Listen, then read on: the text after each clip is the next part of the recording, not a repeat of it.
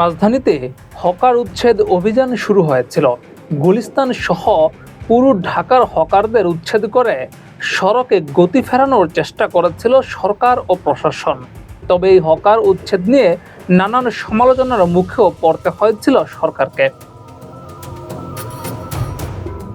হকাররা মূল সড়কের অনেকটাই দখল করে রাখায় পথচারী থেকে শুরু করে রাস্তায় গাড়ি চলাচলের সমস্যা হতো, রাস্তায় দীর্ঘ যানজটের সৃষ্টি হতো, ফলে ভোগান্তিতে পড়তো সাধারণ মানুষ। তাই যখন রাস্তায় হকার উচ্ছেদ অভিযান শুরু হয়েছিল তখন সাধারণ মানুষ খুশি হয়েছিল। কিন্তু হকাররা সরকারের সমালোচনা করেছিলেন। তারা দাবি করেছিলেন তাদের যেন কোথাও বসার ব্যবস্থা করে দেওয়া হয়। অনেক সাধারণ মানুষও তখন হকারদের জন্য দুঃখ প্রকাশ করেছিলেন। এই দেশে সরকারের নিয়ম হইল কর্মস্থানের ব্যবস্থা করবে আগে। কিন্তু এখন দেখা গেল ঠিক উল্টো চিত্র। উচ্ছেদ অভিযানের সময় যারা কান্নাকাটি করেছিল তারাই এখন আর মানছেন না সরকারের নির্দেশ।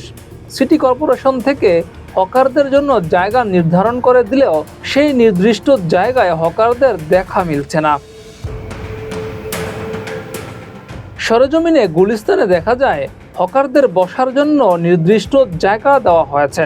সিটি কর্পোরেশন থেকে এই জায়গা নির্ধারণ করে দেওয়া হয়েছে যাতে হকারদেরও জীবিকার সমস্যা না হয়, আবার পথচারী বা গাড়িরও যেন খুব বেশি ভোগান্তি না হয়।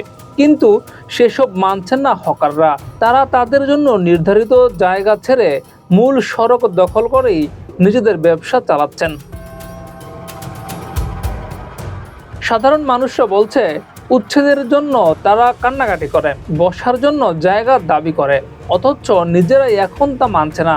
এরপর আবার যদি সরকার কঠোর হয় তখন তো তারা সরকারকেও কিছু বলতে পারবে না। তাই তাদের উচিত সরকারি নির্ধারিত জায়গায় বসে ব্যবসা করা।